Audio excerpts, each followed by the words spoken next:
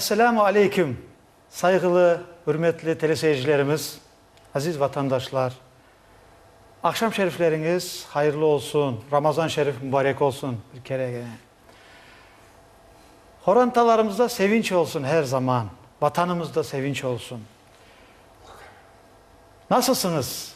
Tüneyin bir görüştük, aradan bir gün geçti ama bize daha çok hafta geçken gibi oldu. İnşallah bugün keyifler daha güzeldir. Programımıza herkes hazırlanandır. Tekrar hoş geldiniz programımıza. Sevgili dostlar, bugün Zenife Hanım ekimiz gene Ramazan programmasında, Merhaba Ramazan programımızda sizlere hizmet edeceğimiz. Elbette ki. Ben de bu arada Nureddin Bey'in aytkan sözlerine koşulam ve sizlerini saygılı seyircilerimiz can yürekten selamlayım.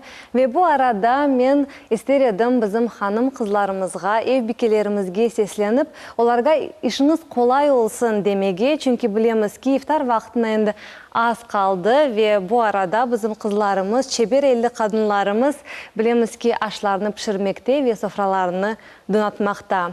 Ve elbette ki hatırlatmağa isterim, stüdyamızda telefonlar çalışmakta. Bizim sohbetimizge koşulunuz saygılı seyircilerimiz. Ben de ona aytacağım. Hanım kızlar mutfakta, aşhanede çalışkanda erkekler de oturmasın, biraz yardımcı olsun. Çünkü iftar zamanında herkes yetişiyor, iftara otursun. Yardımcı olunuz inşallah. Sevgili dostlar, ben bugünkü misafirlerimizi tanıştıracağım. Biz Bahçesaray'da olduk. Bizim Kırım'ın merkezi, Hanlar şehri, Hanların sarayı Bahçesaray. Bahçesaray'dan bugünkü misafirlerimiz, sevimli, hürmetli ablalarımız, analarımız. Bugün bizim stüdyomuzda sizlerle sevinçlerini paylaşmak için geldiler. Uzatmayıp ben tanıştıracağım. Bana bizim Mavi Urba'da oturan ikinci ablamız, Aliye ablamız Nazlımova. Aliye ablamız Kırım Birliği Teşkilatı'ndan Kırım Birliği'nde çalışa, hizmet yapa ve sevimli ana, sevimli bita. Hoş geldiniz. Sağ olun, Allah razı olsun. Tekrar. Selamun aleyküm teleseyirciler. Ramazan şerifiniz mübarek olsun hepinizge. Allah razı olsun sizge de. İyi. Sağ olun, Allah razı olsun. Ve nöbetteki ablamız, tam yanında oturan ablamız Mustafa ve Ayşe ablamız. Hoş geldiniz Ayşe ablamız. Sağ olunuz. Selamun aleyküm teleseyirciler. Akşam şerifiniz hayırlı olsun.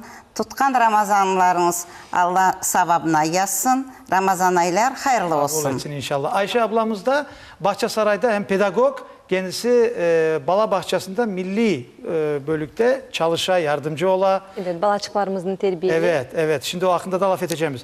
Son gene ablamız var. Fevziye ablamız.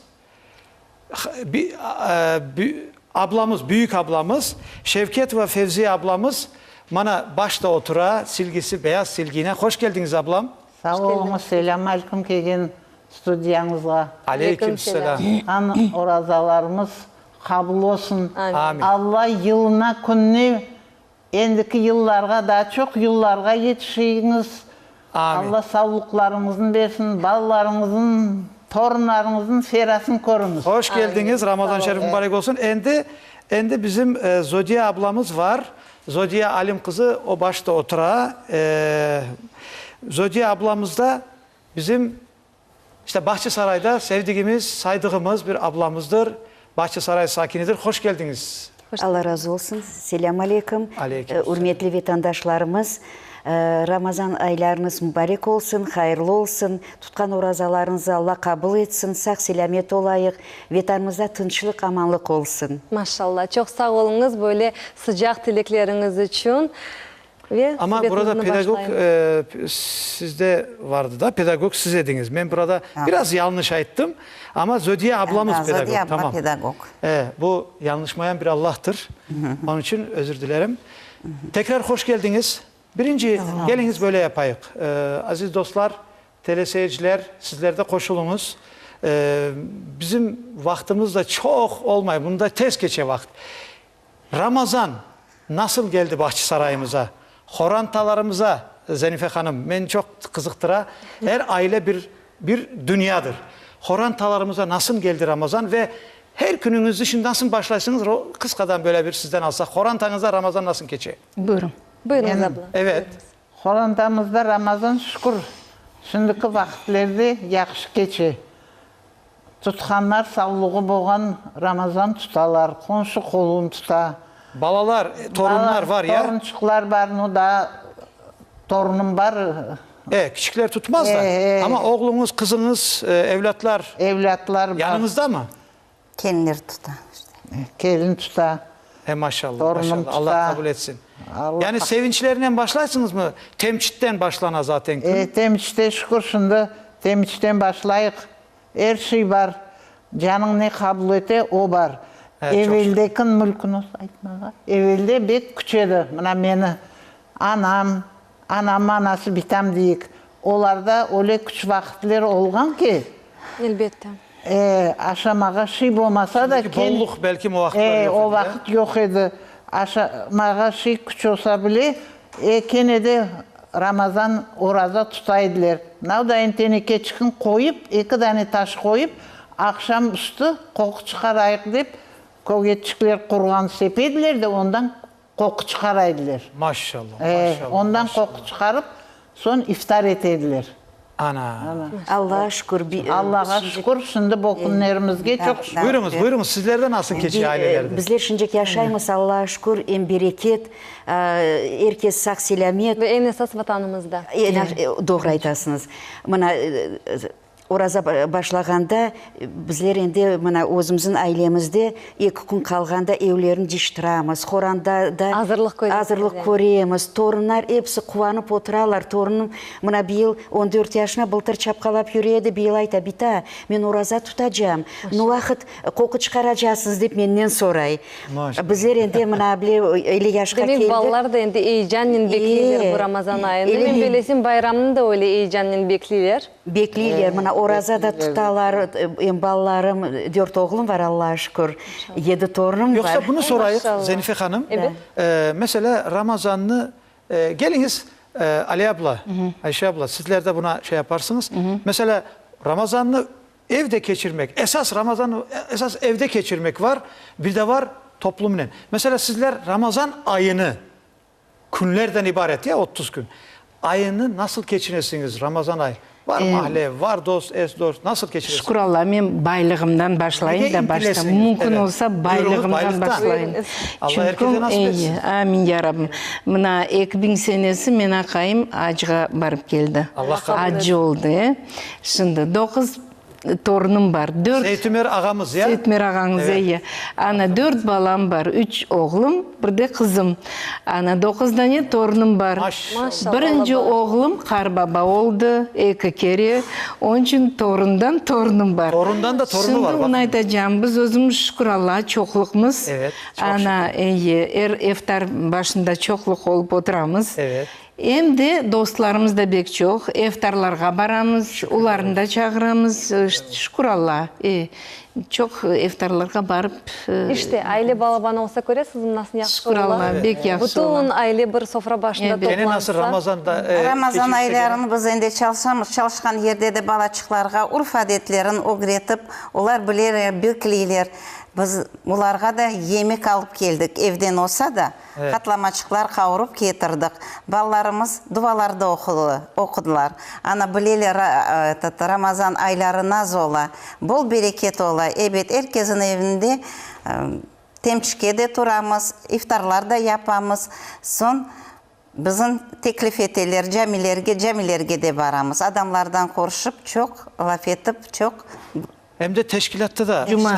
Cuma namazlarga da baramız, ay camilerge de baramız. Kırım teşkilatında da çalışasınız. Bek çok. Ve bunu da sormak isteyeyim de. Evet. Evvela teşkilatka da Kırım Birliği Teşkilatı'na da büyükten büyük çok, muvaffakiyetler dileyim. Evet. O konuda biraz. Evet, biz de bek çok ziyaretke baramız. Kartlarga, hastalarga, Ana. hepsine barıp, hürmet edip işte aş su al kitip ne demiz. Elinizden geldiği Elimizden kadar. geldiği kadar, даже evimizde de бар, домда отырамыз. Ha. Екінші, үшінші этажда kartlar бар. Оларға кіріп, ақшам iftarlık береміз. Evet, o evlerde bizim Kırım Tatarlar oturuyor ya. Bütün Kırım Tatar otura nemizde, domumuzda. Şükür Allah. Ama Kırım Birliği tarafından kun bizge kelelер bütün neler, işte Kırım Birliği'nden adamlar barıp bütün bitayların hepsini şükür Allah ziyaret etemiz. Yani kartlarımızda çok kıymetlisiniz. Samimi yürek neden işte can yürekten etemiz o işin. Bek sevap kazanmağa isteyimiz. Evet, Ramazan ayında doldurup kalayık değilsin. Evet. Depolarını doldurup kalayık değilsin. Ya öyle. İnşallah Ramazan ayında nesin yapsanız her zaman sizlerin zaten uzak yakın bileyim. Evet. Hatta bugünkü iftarımızı da Aliye ablamız, Şükür Allah. oğlu, evladı Alim, kardeşimiz Nazlımov, onların lokantalar var. Bugünkü iftarımızı da getirdi. İftar verecek bugün bize. Maşallah, Stüdyomuzda. Allah Allah kabul razı olsun, Allah kabul etsin değil. Afiyet olsun. Buyurunuz bir şey diyecektiniz. Yok, aslında ben pek heyecanlanam. Heyecanlandım. Maşallah bizim misafirlerimizge gerçekten de öyle bir sıcak muhitte şimdi konuşamız, sohbetleşemiz ve kenede bizim seyircilerimizge sesleneyim. Koşulunuz bizim sohbetimizge ve nasıl bir fikirleriniz ya da tilekleriniz olsa aytabilirsiniz. Canlı eşimde Zenife Hanım, programımız canlı. Elbette. Eğer teleseyircilerin telefonları olsa o zaman canlı olganı belli olur. Elbette. Onun için koşulunuz. Şimdi Zenife Hanım, bilesiniz siz de anasınız, evlatlarınız var, bana analar, bitalar otura bunda, torunlar. Bir şey soracağım da ben bunu neye getireceğim sonunu? Ana, baba. Baba ister oğul olsun, ana ister kız olsun. Elbette ki anaya, kızda ana için böyle hem dost, arkadaş gibi, sırdaş gibi ola ailede. Sırdaş, yardımcısı. Yani evlatlarınızdan, oğlan kızla daha ben hepsini sormadım ama siz nasıl düşünüyorsunuz bu meselede? Oğul, kız, evlat hakkında ne düşünüyorsunuz? Aytam da evlat olsa el ayağı tuz olsun deyilır da doğulganda. Kartlarımız Evet, olsun. evlat olsun, evlat olsun. Oğlan olsun, kız olsun. Ama oğlun olsa evet kelin beklisin. Kelin gelse o da senin kızın ola. Kızı olmayanın eğer Kız oğullar olma, olsa. evet. Çünkü kendisinde oğlanlar çok da. 3 oğlum var, конечно, bekleyeyim. Gelinim kısmet olsa. Şimdi sizin bir lafınız vardı. Oğul neydi? Bir şey dediniz siz. Oğlan olsun bir bayrak. Evet. Kartayganda bir tayak. Maşallah. Ana onun için oğlan da gerek, kız da gerek. Bu Ana, bizim baba, ikisi de Kırım Tatar gerek. milletine hepsi çok Oğlan lazımdır. bir bayrak, kartayganda bir tayak dediniz ya. Da. Şimdi evlat olsun, hayırlı olsun dediniz ya. Gerçekten de bu hayırlı evlat diye. Oğlan olsun, kız olsun, el ayağı tuz olsun. Evet. Hayırlı evlat dediğimiz Allahu Teala cümleye bana dedik evlatlar şimdi ne için evlat dedim de ben. Şimdi ben onu neye getirdim o lafı? Evvela Allahu Teala herkese hayırlı evlatlar, hayırlı torunlar nasip etsin. Amin. Ama hepsinin kendi yeri var. Şimdi bugünkü gençlerimiz bizning kızlar olsun yiğitler gençlerimizin terbiyesinden onların bütün tili, dini taraftan, medeni taraftan. Evet, bunlar razısınız mı siz? Bir taraftan çok razımız. Aytayım ben özüm oğlanlarım hepsi oraza tuta, şükür Allah. Kızım da tuta, torunlarım da tuta oraza.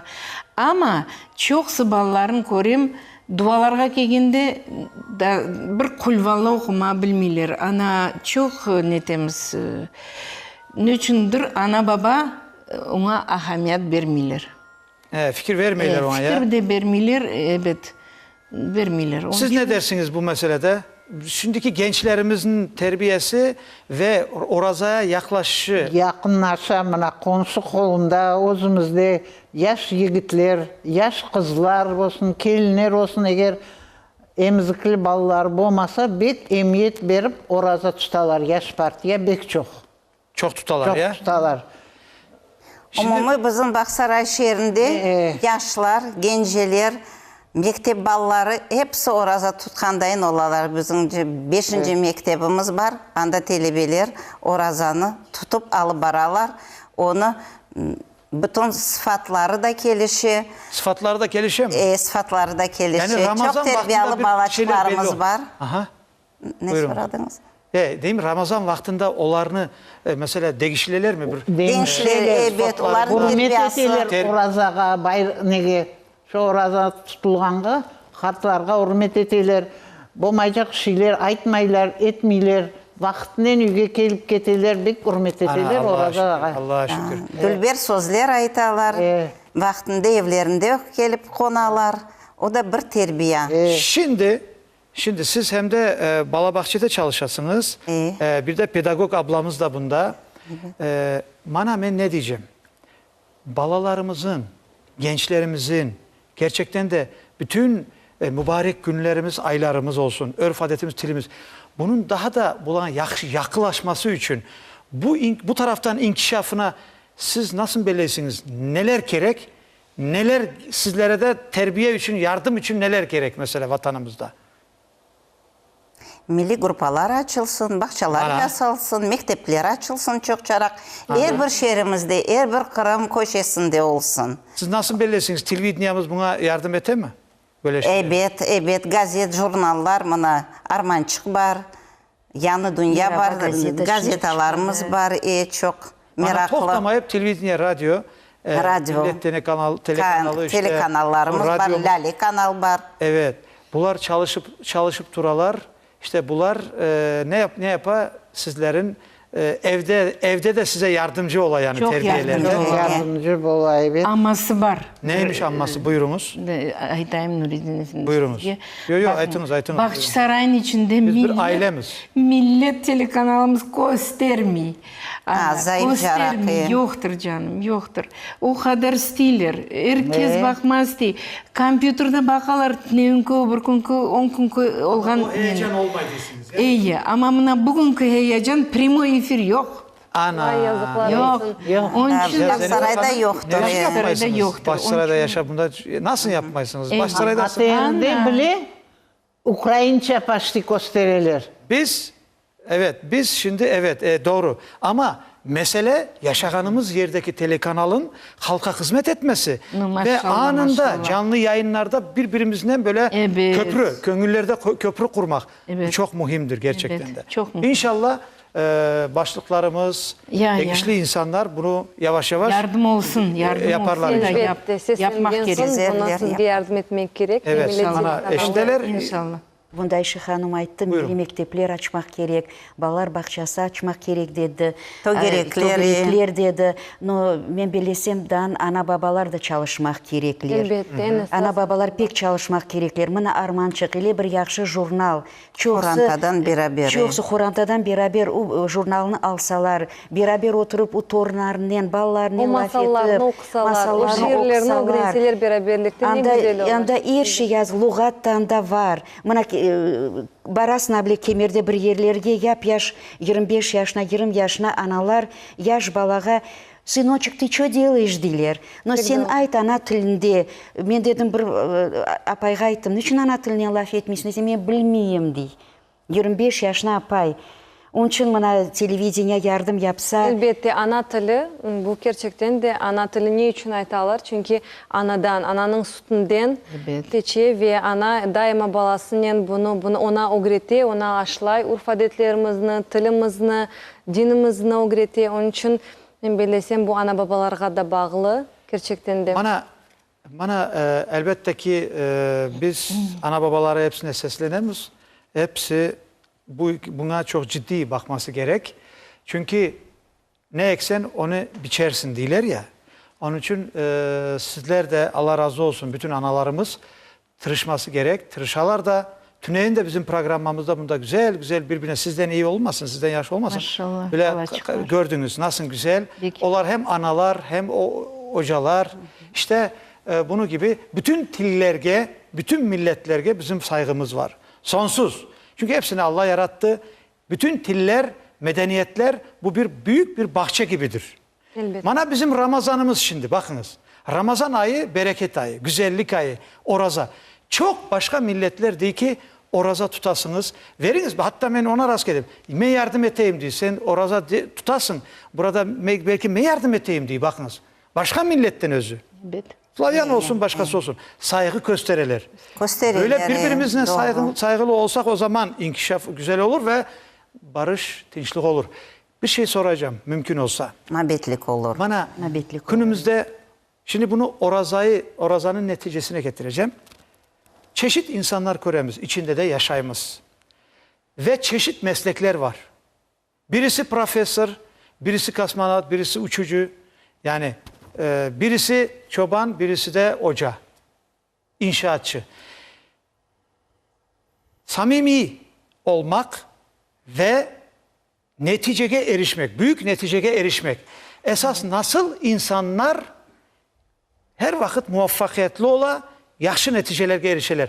Nasıl insanlar bunlar? Aytarsınız mı? Can yürekten işin yapmağa bilse, samimi olsa, ana o gerek dünyada. Başka da İşini can yürekten ve samimi yapmak. samimi yapmak. Elbette işini sevmek gerektir. Özü. Birinci işin yüreğimiz sevmek gerek. olsun. İnsanlarını sevse, yapkan işini sevse ve o Evet. işini insanlar için yapsa, açık Evet. gönüllünen ben bilesem neticeleri Severek güzel Severek neticeler ve neticeyi düşünerek. Doğru mu? Kelmek. Öyle son kahramanlarımız da olur. Evet. Ana. Ahmet Han Sultan dayın, Evet. Alime Hanım dayın. Evet. Uçucu dedim ama gerçekten de var. uçak. Evet. Da. Evet. O çünkü sevdi, korkmadı. Doğru mu? Evet, o gitmek gerek. Evet. Bilimli, ilimli olmak gerek. Yaxşı. Bizim halkımız zayıf olmasın da okumuş olsun. Amin. Şimdi ben bunu ne için aytdım? Zenife Hanım. Elbette. Mesela oraza tutamız. Gençlerimiz de, büyüklerimiz de Ramazan ya. Evet. Fitre parası veremiz, zekat verile, oraza tutula, her zaman hayır işler. Acaba biz bu yaptığımız iş, mesela diplom için çalışamız, ilim adamı olmak için, profesör olmak için çalışamız ve neticesine erişemiz. Acaba Ramazan'da oraza tutkanda, fitre ya hayır iş yapkanda, acaba o diplom yerine ne düşünemiz acaba? Savap almak.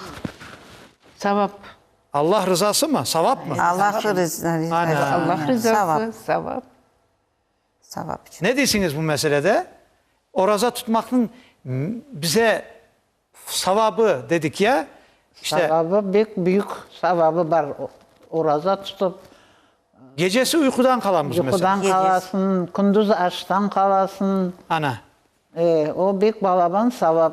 Evet sevgili Günde 5 teleseyircilerimiz. kere namazı kılınsa, o daha büyük İbadetlerimizin savab. kılamız. Temizlenemiz, içten de temiz olamız. Maşallah. Sevgili teleseyircilerimize aytmak isteyeyim ki bana gördünüz mü? Gerçekten de biz hem alıp varıcı olarak hem programın içinde bu programmada terkibindemiz. Biz de işte öz sözümden de aytmak isteyeyim. Gerçekten de her işte emek gerek, terlemek gerek ve gecesi ticarette de öyle ya. Evet. Çıkamız kitemiz yarın geç yollara mal getirmeye ya da işte bir yerlere mesela işine kitemiz aylar ya da günlerinin eve kaytma. Çidayımız bu şeylere, doğru mu? Öyle de Ramazan'da da oraza işte her hayır iş neticesini düşünmemiz gerek veya ona işanmamız gerek, işanmak gerek. Allah rızası savap, kat kat savap olacağına eğer işansak gecesi uykudan kalmak da aç yürümek de evet susuz kalmak da doğru değilsiniz. Bize çok yengil gelir. Allah da yardım eder. Evet. Çok sağ olunuz da. Şimdi burada Zenife Hanım. Ben buna bizim Buyurunuz. bitamızga seslenmege isteredim. Buna siz programmamızın başında tarif etken ediniz kıskaca bu sürgünlük vaktinde kartana, ananız hakkında nasıl kıyıncılıklardan geçtiler. İşte bir şeyge bakmadan buna orazanı, dinimizni kütler, urf adetlerimizni unutmadılar. Buna Bizlerge de aşladılar. Böyle. Men bitam anası 7 yaşından oraza tutup başlagan. maşallah. Ne kadar açlık bolsa da buna Özbekistan'da Siz Özbekistan'a köylerge barıp o undayın olsa da hiç orazasını taşlamadı bitam. O kadar dindar idi, o kadar oraza tutaydı. Çok şeylerde gördü. 84 yaşına da gelip rahmetli buldu. Allah rahmet. Allah rahmet eylesin. İşte benim aytacağım yani Kur'antalarda Eğer bir ailede mana böyle esli başlı kartlarımız olsa Mahallelerde, evet. mahallelerde ama en esas korantalarda. Yani Elbette, eskiden elbette. evvel ezelden yaş ailede elbette ana babalar da birlikte yaşaylardı ve torunçuklarını, balaçıklarını ailede mana duvalar ayttık ya. Yeah. Mana o duvalarını, o sürelerini mana bu bizim esli başlı kartlarımız öğretiydi. Şimdi Zenife Hanım, mesela bir tası Allah ölmüşlerimize rahmet eylesin. Bütün vefat etkenlerge. Çünkü onların terbiyesi bizlerini ayakta tuta. Onların duaları ile sizlerin de ellerinize sağlık. Yani analar, babalar. Şimdi ama bugün yanında kartları olmayan ya da ki işte bilgin insanları, bilgilete mudride insanları olmayanlar mesela sizlerin yanınıza gelse, toplaşıp gelseler gençler, deseler ki anam elinizi öpeyik de Ramazan'da bize bir nasiplendiriniz, güzel güzel bize şeyler anlatsanız dese siz sevinmezsiniz mi? Sevinirimiz kaynaşlar. İşte onun için mahallede olsa bile o da bizim anamızdır, büyüğümüzdür. Ondayın yaşlar da çok mana keliyatkan bayramnen konuşu kolum soy sop yaşlar hepsi bayram hayırlap gelirler. Ramazan hayırlap geldiler. Sağ olsunlar. Buna gelinim iftar ettirdi. Her yıl ettire iftar. Maşallah Allah kabul etsin. Allah kabul etsin. Bunda bir şey aklıma geldi. Mesela balalarını camiye bara. Camiye giriş çıkış var. O çok mühim şeydir. Abdest alına camiye büyükler var ama balalar her vakit abdest alın, küçük balalar. Evden analar cami tertibi deyip öğretirler mi bir şeyler? Nasıl yapmak gerek? Ne? Hiç balalara bir şeyler öğretirler mi? Öğretirsiniz mi? Öğretirler çok. Mesela? Çok horandalar öğretirler. Mına men endi Siz özünüzden bir misallar. ben özüm torunlarıma her vaxt aytam. Ellerinizi yuvun. Camiye kirgende temiz ayaklarınız olsun. Abdest alın. Temizlik imanımızın temelidir. Yarısıdır. Evet. Evet, torunlarım ulafka kireler. Allah'a şükür. Camiye girgen giriş terbiyesini ayrıca öğretesiniz mi? Bakınız çünkü bunu boşuna aytmayın ben. Ayrıca ayakkabılarını çıkarıp Evet. temiz yerge basıp son kirecek. Bismillah Öyle deyip de ayağını basıp Nasıl? Bismillah deyip ayağını bas. 10 ayaktan. 10 ayak. On ayaktan iyi. Gene ne dediniz? Temiz yerge nasıl dediniz burasını aytınız siz? Ayakkabılarını çıkarıp son ayaklarında da çoraplarından beraber temiz yerge temizlik girecek. Ana. Basacak, İşte ben değil mi? bunu Temiz aytım. var, temiz Toprağa basacak. basmayacak. Toprağa basmayın. Yok, toprağa Ana ben bunu Bozun sıfatı da temiz olacak. Evet. Sıfatı birinci. Cami temiz Aslında yer. endi elal temiz yerge kelgen son ana babalar korantasında öğretecekler nas barmak gerek. Allah sizden razı Ayşe olsun. hocamına ne de balalar bahçesinde Biraz seslice laf ettiniz. men torunum balalar bahçesine vara, onlar anda milli gruppada Teberti koyunda öğretirler. Ellerini nasıl yumak gerek, ayakları nasıl temiz olmak gerek. Buna sizler de öğretmesi de Evet balalarga. öğretemiz. Urf adetlerinin hepsini öğretip Çok sevindim. aytıp Çok sevindim aytamız. bu söz lafı açkanız. Ben esas kiriş Kırış dediğim onu da olmak, istedim. o ben işte. bir abdest almak, o bir bizim Teleseyircilerimize ben bunu aytmak isteyeyim. Teleseyirciler ben bu lafı durup dururken boşuna açmadım. Halkımızda öyle şey var. Geliniz doğru deyik. Zenife Hanım sonrasında hazırlanınız. Bana bala bahçesinde resimler var. Siz kameraya tutarsınız. Ablamız da aytar. Tamam. Bakınız camiye kirgende ben çok görem. Balalarda da var bu. Yaşlılarda da var. Büyükler. Kelemiz belli yerde ayakkabı çıkargan yerdir. Belli yer var. Ayakkabını çıkaramız, çoraplarının basamız kilime, halıya. Ama bakasın ki de ayakkabını ayakkabını çıkargan yerde çoraplarla yürüp Tozlar. son tozlarını, çoraplarını alıp son kilime basıp varıp ayakkabını koyar. Şimdi bir şey var. Ak var, kara var. Birbirine karıştırmayın. Bu secde edilgen yerlere o kirlerini alıp varmak bu dinimize uygun değildir. Ayakkabı yerinde çıkardık mı? Ayakkabı basılgan yerge çorapla basmayacaksın. Çorapla basılacak yerge ayakkabıyla basmayacaksın. Çünkü izlerinde göremiz. Ayakkabılarının kilime basmışlar. Geliniz analar, babalar, evlatlara öğretiniz bunu. Nasıl öğretseniz öyle de gider. Ve elbette bu arada koşmağa isterim. Buyurunuz. Bazı vaxtları balaçıklarının cəmilərə kelseler, ana babalar ve qarbabalar böyle bir tersliklerge rast gelirler. Bazı insanlar cəmidə açulanalar. Balalarının sesine, balalarının çapkalamasına. İşte ben bu insanlara seslenmeye isterim. Balaçıklar cəmiyə kelseler, onlara darılmanız, onlara açulanmanız. Çünkü böylelikten bizim İslam dinimizden onlarını siz işte uzaklaştırasınız. Onun için geliniz tebessümle balaçıklarımızı cəmidə karşılayıp alıştırsınlar ve değilsin. elbette alışsınlar ve Zenife Hanım, sevsinler, beğensinler. Bunu koşacağım ama. Bunu da koşacağım çünkü bu gerçektir. Eğer anlamayacak kadar küçükse bala, onu camiye getirmenin arada bir namaz değil de böyle oturmaksa, bir sohbetse evet. Ama namazda biraz zarar verebilir. Anlamayacak kadar derecede küçük ise namaza hareket yapınız, getirmeyiniz. Ama sohbetlere evet. Anlayacak bala olsa o namazı da görsün. Ve keder de etmez. Şimdi Zenife Hanım buyurunuz. Elbette, bir baştan böyle büyüklerinden. Bu bizim Ayşe ablamızın. Ayşe ablamız Bahçesaray'dan geldi ve bu arada Kameraya işte tutunuz. Gniyozdышka adlı, doğru mu? Bala bahçesi. Birincisi birincisi bana bunu bir kamera yakından. Ablamız merhaba, bu nedir? İki sözünden anlatınız. Bala bahçesinde ya bu. Mektepke ozgaramız. Mektepke ozgarasınız. Mektepke ozgaramız Bu balların. terbiyeciler. Bu bizim terbiyeciler çalışamız. Bizim çalışkan yerimizde 10 tane Kırım Tatar hatımlar çalışarlar, kızlar, Evet. hatımlar. Bek Evet. meraklı, bek mabet, urf adetlerini tutup, orazalarını tutup, öyle etip işimizin alıp baramız. İkincisi bana İkincisi bu bizim Bayraklar bir Bayrak bayramı, işte gördüğünüz kiçkene gibi. balaçıklar, kiçkene balaçıklarga öyle bir bayram yaptık. Onlar da kuvansın deyip bilsinler bizim bayraklarımızın, bizim bayrak işte bayraklarımız. bizim ezana 2,5 dakikamız kaldı da biraz tezleştireyik. Görüyorsunuz nasıl vakit tez geçiyor.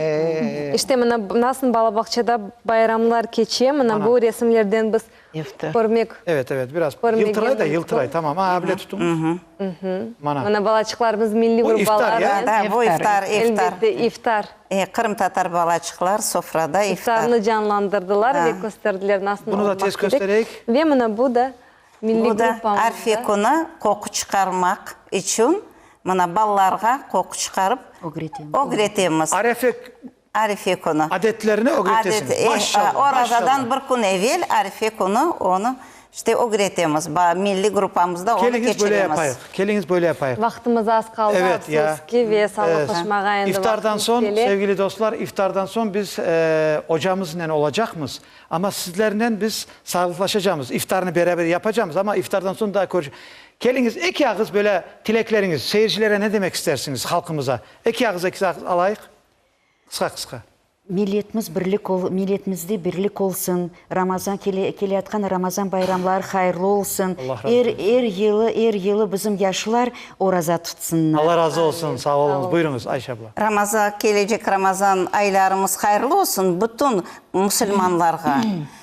Men isterim öyle bir iki söz aytma. Herkesge isteyim beden sağlık, iman baylık. Maşallah. Ablam Ayşe Ali abla. Hürmetli vatandaşlar, men bule şey aytmak isteyim. Anamız, babamız sürgünlük körgen. Bule vagonlarda, ayvan vagonlarında kitkenler, dinimizin unutmaganlar. Urfu adetlerimizin bizge kaytarıp getirgenler. Emanetini sakladılar. Emanetini sakladılar. Yalvaram, sizler de dinimizin unutmayın. Bütün urfu adetlerimizin kütün. Çok sağ olunuz. Amin. Buyurunuz. Siz Türkçe aytacak. Her şey aytıldı. Meni yaşlığım bek koruluk geçti. Bir kuplet mülkünü. Allah tekrarını yaşatmasın. Buyurunuz. Bir beyt. Elbette. Kıskadan tez. Uçmadan bülbül, konmadan bülbül, gir ağzını dalına. Meni yaşlığımı da vermez edim, dünyalar malı. Çok sağ olunuz. Allah tekrarını yaşatmasın o sürgünlüğün. Allah sizden razı olsun. Aynen. Çok sağ olunuz. Sevgili teleseyircilerimiz, ezan vaktimiz geldi. Ezan okunacak, duası da yapılacak. Buyurunuz bizde iftar. Tekrar Ali ablamıza da teşekkürler. Bugün iftarını bizge iftarını getirdi. Allah bereket versin. Alim kardeşimizin de ortağının da yemekhanesi her zaman çalışsın. Allah razı olsun. Kesenize bereket. Buyurunuz ezan. Allahu Ekber, Allahu Ekber. Allahu Ekber, Allahu Ekber. Eşhedü en la ilahe illallah. Eşhedü en la ilahe illallah. Eşhedü enne Muhammeden Resulullah.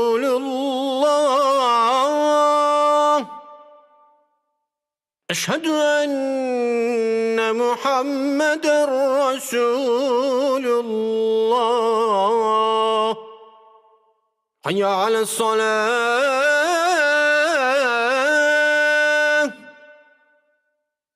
Hayya ale's-salâh.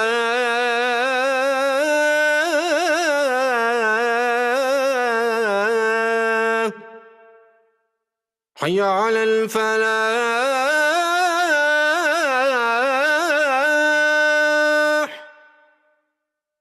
حي على الفلاح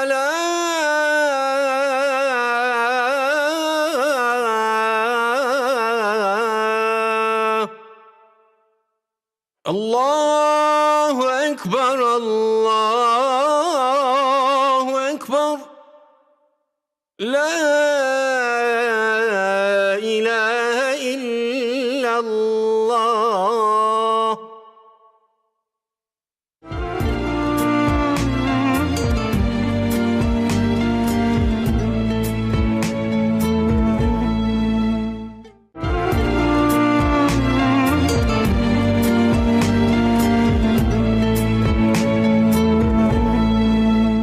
Aziz dostlar, mana Kökköz köyüne geldik. Kökköz köyü Bahçesaray rayonuna baka. Kökköz Kırım'ın en güzel yerlerinden birisi. Yeşillik, güzellik, yalancı cennet. 5 mahalleli, 3 camili köy.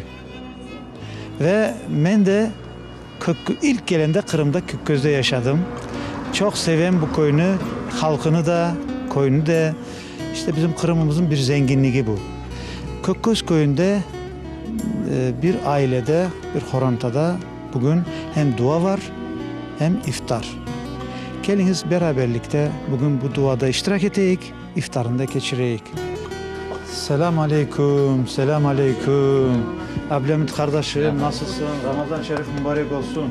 Allah razı olsun. Dua ve iftarlarınızı Allah kabul etsin. Amin. Allah razı olsun. Nasılsınız dostum? Anan. Selam aleyküm. Nasılsınız abla? Diler abla. Ramazan şerif mübarek olsun. Oraza günlerini dua yapamaz. Bu duayı hem geçmişlerimiz için ya baba işte geçmiş dostlarımıza iftar yapacağımız Allah kısmet etse. ألم أحسد إليكم يا بني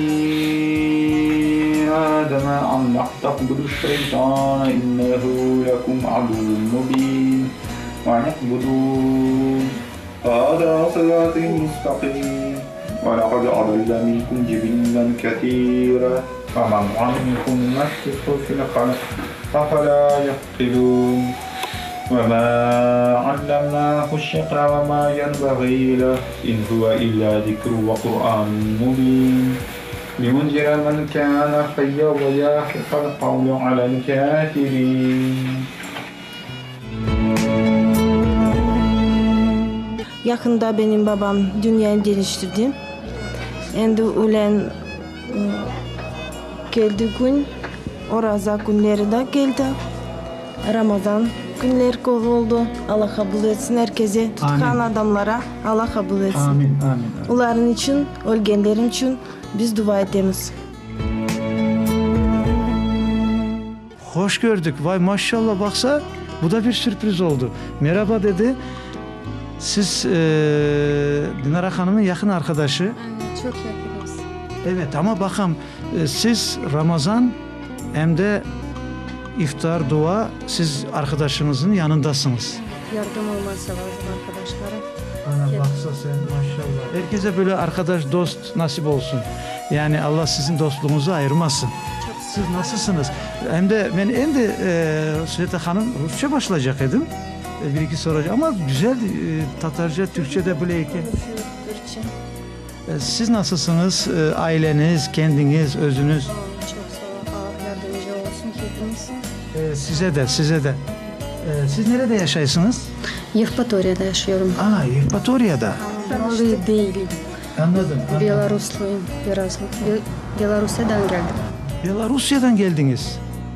Gördünüz mü? Kırım'da işte gönüller bir olsun derler ya.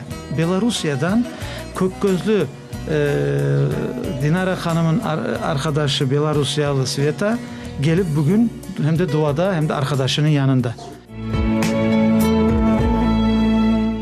Benim gelim yere rahat olur. Evet. Yakında olayım. Evet. Ne kadar yanında olsanız ona da yakşı olur, rahat olur. Doğru.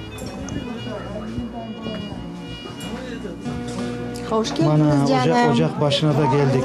Hoş Ayşe geldiniz. abla, hoş gördük. Hoş günlere geleyik inşallah. Sağ olun. Ayşe abla, işte bereketli olsun, elinize sağlık. Sağ olun. Anda da ablalarımız otura bakam. Anda bakam adamlarda biraz çıktı, dua galiba bitti ama namaz vaktini açan daha vakti var. Şimdi ne yemek pişirdiniz bugün abla? Bugün bu duaya Allah kabul etsin. Dua hem iftar gecesi Allah bize sağlık, selametlik cümlemize versin. Amin. Pişirdik nohut çorbası. Milletimizle beraber. Bütün milletimizle beraber. Evet. Nohut çorbası pişirdik. Evet.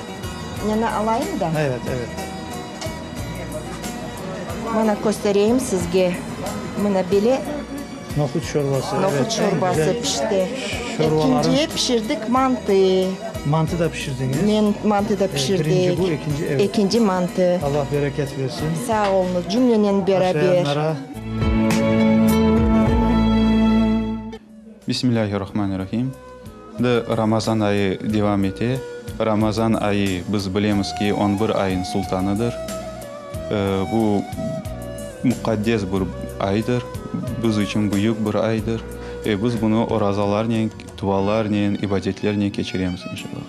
Hem de bugün Remzi ağamızın ruhuna dua mirasını geçirdik. ve bu evinde geçmişlerin ruhuna Ve hepsi geçmişlerin ruhuna ve horantasına bereket soradık Allah-u Teala'dan. Amin. Allah kabul etsin. Amin. Allah kabul etsin inşallah.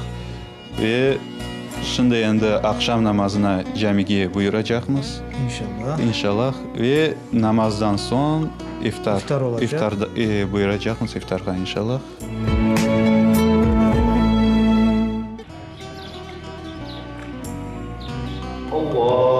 Allahu Ekber. Maliki yevmiddin. İyyâke na'budu ve iyyâke nestaîn. Allahu Ekber. Selamun aleyküm ve rahmetullah. Camide namazımızı kıldık. Orta mahalledeki Cuma camide. Şimdi tekrar bu iftar evine, dua evine geldik. Bana gördüğünüz gibi sıcak yemekler koyula. Bütün millet iftarını yapacak ve biz çekimlerimizi sonra devam edeceğimiz kısmet olsa. Buyurunuz. Nohut çok yetmiyor. Acıma.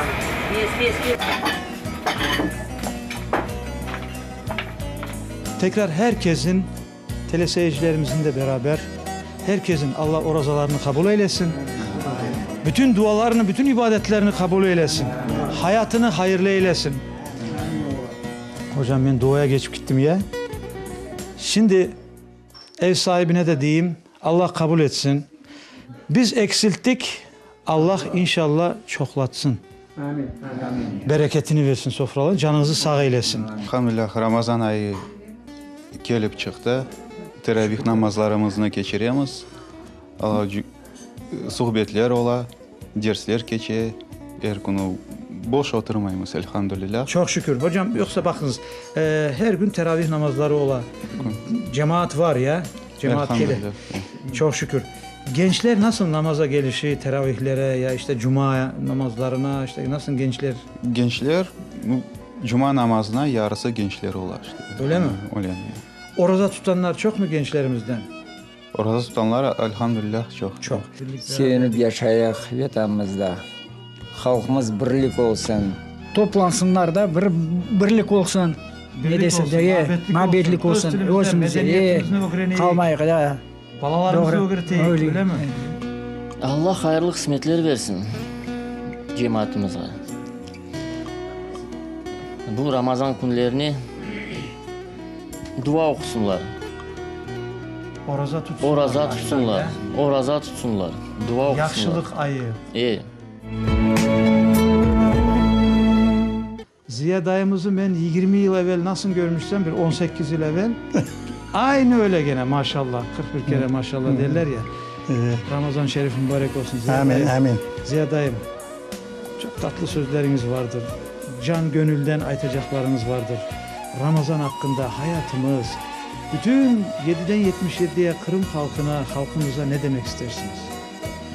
Siz her zaman camilere varan, evvelden camide varırdınız. Gerçekten de halkımızın örf adetiyle çok bağlı insansınız. Hem de sanatçı olduğunuz geçmişte. Doğru mu? Şükür Allah'a. Çok şükür. Şükür. Evveli bir dileklerinizi alayım da Kırım için bir nasihat verseniz bizim gençlerimize, halkımıza, aksakalımız olarak. Yaş kaç edi birinci? Yaş. Şimdi inanmayacaksınız sevgili dostlar. 88. Bana 88 dersiniz mi? Demezsiniz ya. Yine de maşallah. 88. Şimdi buyurunuz bir nasihatinizi alayım sizin. Yani ne diyeyim? Endi hartlar, endi bizim milletimiz buna oraza vaxtında oraza tutsa pek yaxşı. Son cemlerge barmak gerek. Cemlerde şu ölülerini hatırlamak gerek. Hatırlamak gerek. Cemaatimiz işte nasıl etmeyeyim ben sizge birlik olsun, birlik olsun. Şu yaşayan yerimizde Kırım'da ne cenk bir şey olmasın, yaxşı olmasın. Milletimizge zarar olmasın. Eksiğimiz çok da doğrusunu aytmak gerek. Birbirine kadrine yetmeyler cemaat, birbirine kadrine yetmeyler. Allah için birbirini sevmeyler diyorsunuz, sevemeyler. Sevmeyler. Yeterli kadar muhabbet yok. Bana amle büyükler de anlatır. Ne te doğrusunu aytar. Ama şimdi bizden son paçene soylarından sorasam Bu sende tırışacak mısın? Güzel işler yapmaya, çok ibadetler yapmaya ve Allah'ın merhametine inanıp inşallah eksikliğimizle Allah-u Teala bağışlasın. Tövbe çok şey yapayız inşallah.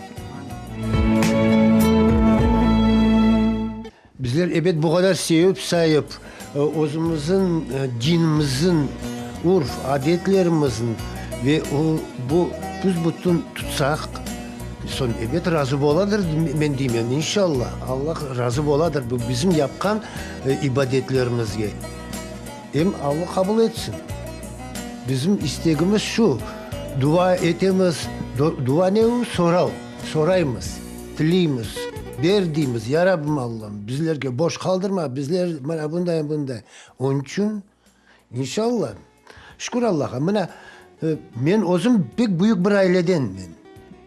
104 tanemiz bizler. Bugünkü 98 tanemiz. Bir ana babadan. Bir ana babadan 98 tane sağımız. 6 tanesi geçmiş. Bu ana babalar kart baba kart analar da şimdi torunlar değilsiniz torunlar. Ana baba ondan sonra bizler 7 bala onların töremesi. 7 kelin kiyev ballar 98 torunlar 98 tane sağımız. Hepsi sağ. Sağımız. Allah maşallah. 6 tanesi geçmiş.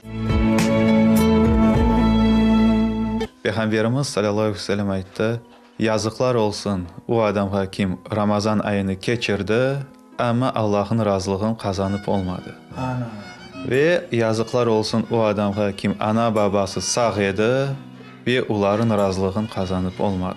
Demek Ramazan ayı ve ana babaga hürmet bir yerge Peygamberimiz sallallahu koya demek. Ve şimdi Ramazan ayı olganda biz iki tavşanı tutayıq. Hem ana babamızın hürmet etip razılığını kazanayıq. Hem Ramazan ayında Allah'a namazlar kılıp, eğer de biz Cuma namazını yapmasak, Ramazan ayında başlayıq Cuma namazına ve bütün yıl son devam ettik Ramazan ayından sonra. 5 vakit namaz kılmasak Ramazan ayında başlayıq ve Ramazan ayından sonra devam ettik. Ve Ramazan ayı bu bizge büyük bir fırsattır. Çok sağ olunuz hocam. Çok güzel sözler dediniz. Her şey, dinimizi, medeniyetimizi, ilim, fen, her şeyini öğrenmek gerek. Hepsi biz için. İşte geçmişimizi de unutmayık. Şimdiki hayatımızın da en güzel şekilde, en yüksek seviyede ve geleceğimizin de parlak olması için her şeyi yapmak gerek.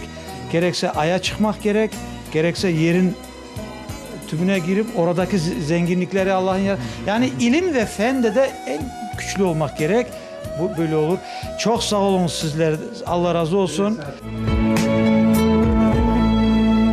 Sağlıkla kalın. Size de Allah rahatlık versin. Çok işiniz daha var ama gene de Eylikleri korşayın. Sağ olun. Allah'a emanet olun.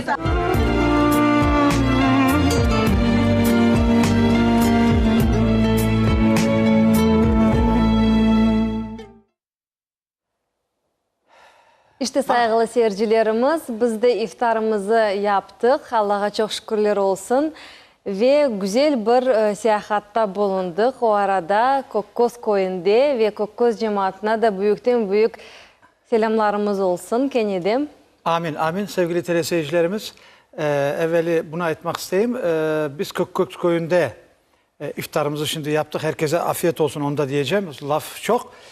Kokkoz Koyun'daki iftarda bir şeyini aytayım, onda haberimiz oldu. Biraz sakin geçti. Ne çünkü daha 2 ay olmadı. O evin sahibisi adam vefat etti de onun için Remzi ağamıza geliniz. Bütün geçmişlerimizden beraber Remzi ağamıza hepimiz beraberlikte dua ettik. Geçmişlerimizden beraber. Allah rahmet eylesin diyeyim. Şimdi ise stüdyamızdaki misafirini tanıtayıq. Misafirimiz Yanı. Aziz dostlar, bizim bugünkü programımızın iftar sonu programımıza hocamız Edem hocamız geldi. Kebir Camisi'nin baş imamı. Edem hocam hoş geldiniz. Sağ olunuz. Hoş geldiniz. Hemen bir iftar duasını yapınız da devam edeyim. Amin.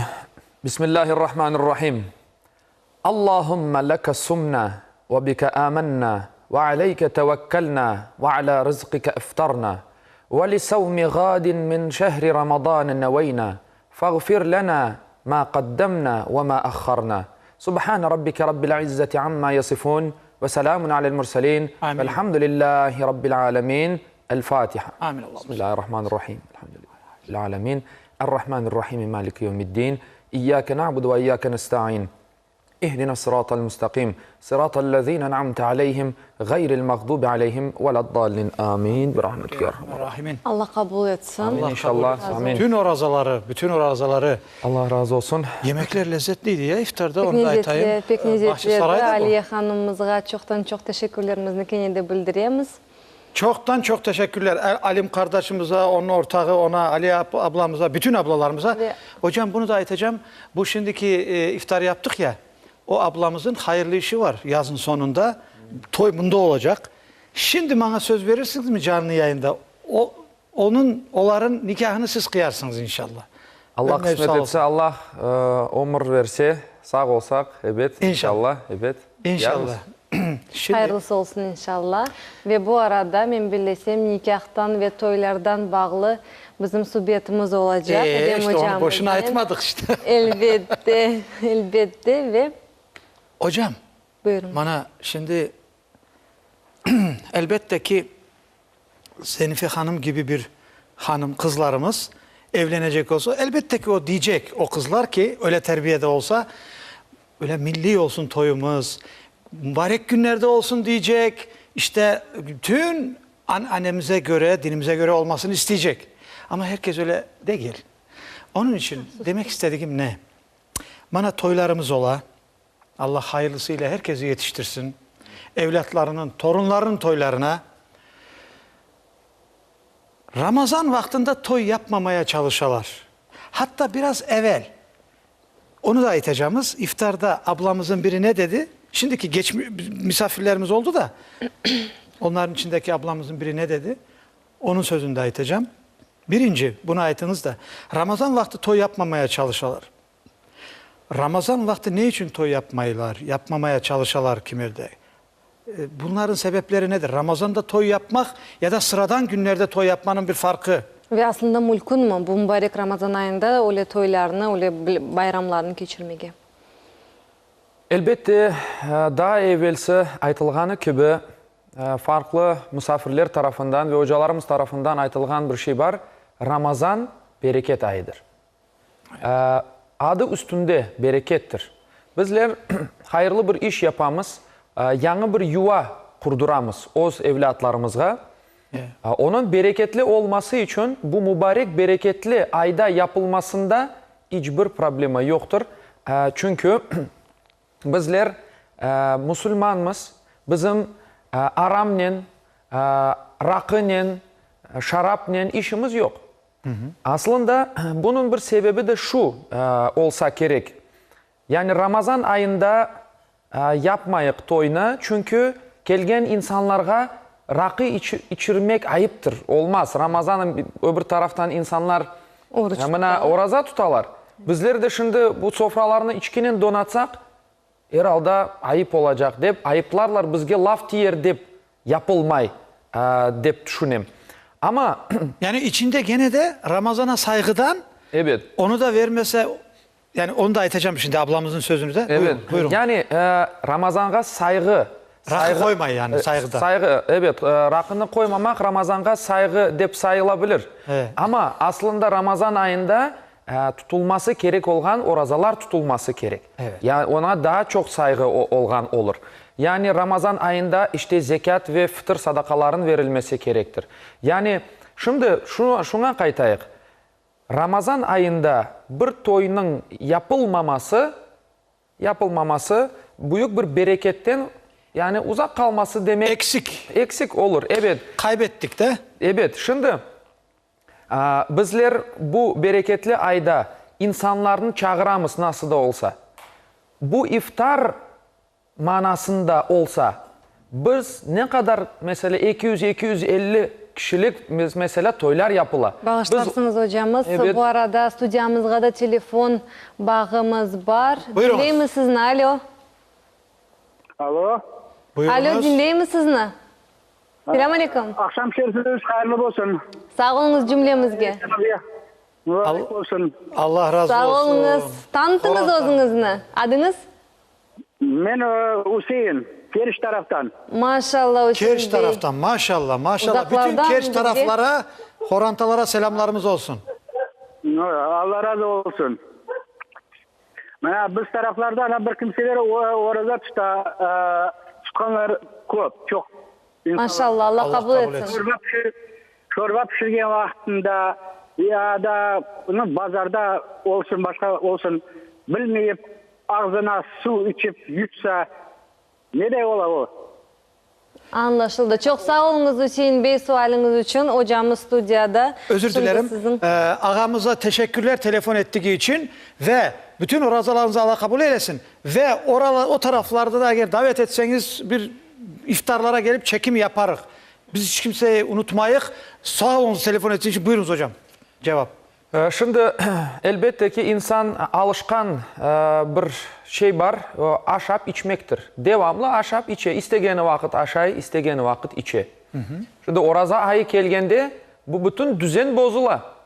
İnsan ne aşaması gerek, ne su içmesi gerek, her şeyden vazgeçmesi gerek. Alışkanlık da var. Alışkanlık var ama elbette o olucu şeylerdir. Bunlar mümkündür. İnsan mahsus onu yapmagandan son orazasını bozmaz. bilmeyip aşağıya koysa. Evet, mahsus yani enkazdan yapmagan olsa demek ki onun orazası bozulmaz. Varıp ağzını çaykar. Hocam avrasını aytacağım. Hocam mesela ağzında vaktinde, özür dilerim. Şimdi o da mühim ya. Ağzında daha yutmadı, aklına gelse ne yapması gerek? Elbette yani eğer yutkan bile olsa, yutmagan olsa elbette ki onu ağzından çıkarır. Elbette o ağzını yuvar, suyla çaykar ve orazasını tutmağa devam eder. Elbette insan çünkü enkazdan yapmadı, isteyip yapmagan şeyden Allah-u Teala mesul tutmaz. Allah öz kullarını kıynamaz. Allah öz kullarına zulüm etmez. Çok sağ olunuz hocam. Şimdi bizim 4 dakika vaktimiz var ya. Şimdi bu toy hakkında devam etsin de. Mevzumuzga qaytayıq. Şimdi toy zamanında elbette bizim alışılgan afsus ki bizler ve ecdatlarımız keçken nesil dep aytayıq. Daha doğrusu olur. Sovet devrinde yaşagan bir devir yaşadılar. İşte o devir içinde bizim dinimiz zarar gördü, aksadı, topalladı deyik. Yok olmadı, aytmak yanlış olur. Topalladı, aksadı. Elbette. Medeniyetimiz, kültürümüz, işte her şeyimiz, tilimiz aksadı. Onun için bizim evvelden, daha evvelki nesillerde olgan toylar bugün olar keçirilmey. Yani bizler oz aslımızga aslında kaytmak gerekmiz. Aslımızga kaytmak gerekmiz ve bizler evlatlarımızı evlendirgende katiyen bizler öz evladımızı aramga sokmamak gerekmiz.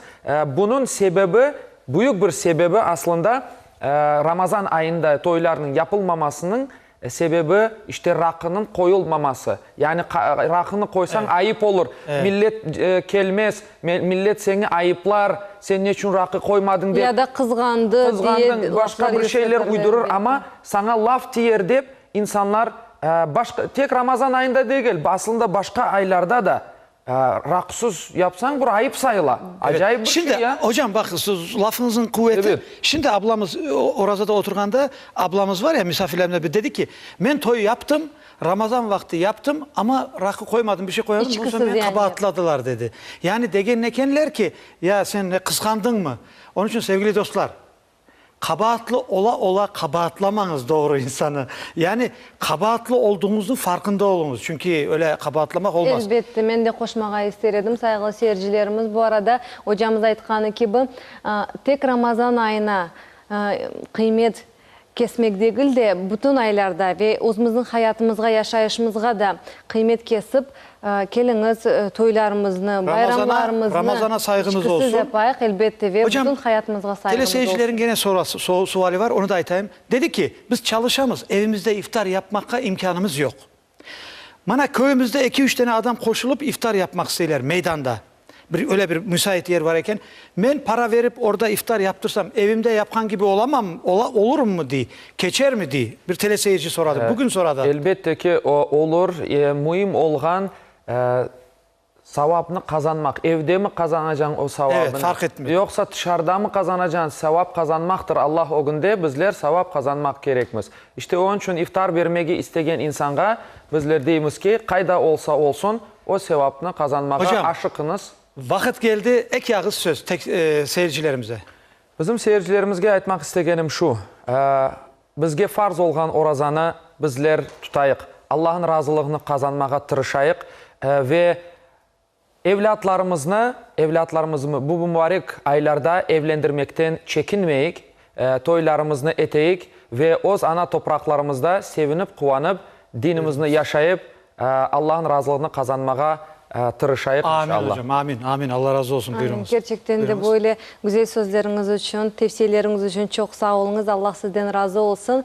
Elbette saygılı seyircilerimiz, efirimiz sonuna geldi. Bizimle beraberlikte olganınız için çoktan çok teşekkürlerimizi bildiremiz. Geliniz, beraberlikte iftarlarımızı geçireyik. Davet etiniz, bizler de elbette gelirimiz sizin mahallelerinizde, elbette kasabalarınızga gelirimiz. Sağ olunuz, var olunuz. Sevgili teleseyirciler, bana programımın sonuna yetti. Bütün misafirlerimize saygılarımız, sevgilerimiz sonsuzdur sizlerle beraber. Ek şey aytacağım. Bir dostumuz dedi ki, hayatımda birinci kere ben bu yıl oraza tutmaya başladım. Vallahi bak, aile sahibi, babası. Dedi ki hayatımda birinci kere oruza tutam ve ben hiç aklıma gelmez dedi ki insan aç kalsa, uykusuz kalsa bu kadar sevinir, neşelenir. Hiç aklıma gelmeyedi dedi. Ama öyle sevem ki dedi, öyle alıştım. Ne yapacağım oruza bitse onu düşünem diye. Bak bunu can gönülden ayta. Hayatımda birinci kere oruza. Onun için oğulları var, evlatları var. Ende onlara aytam ki afsus ki ben kaç yıllarını geçirgen ekenim. 50 yaşım geldi. Yazıklar olsun o yıllarga. Siz şimdiden tutunuz deyip oğullarımga aytam diye. Bu gerçekten olan şey bir arkadaşımız söyledi. Ben de dedim ki programda bununla paylaşacağım. Sevgili dostlar, gerçekten de her gün ganimettir. Hayır işte, güzellikte yarışayık. Yaramaylıklarını kapatayık, kenara atayık. Sağ olunuz, var olunuz.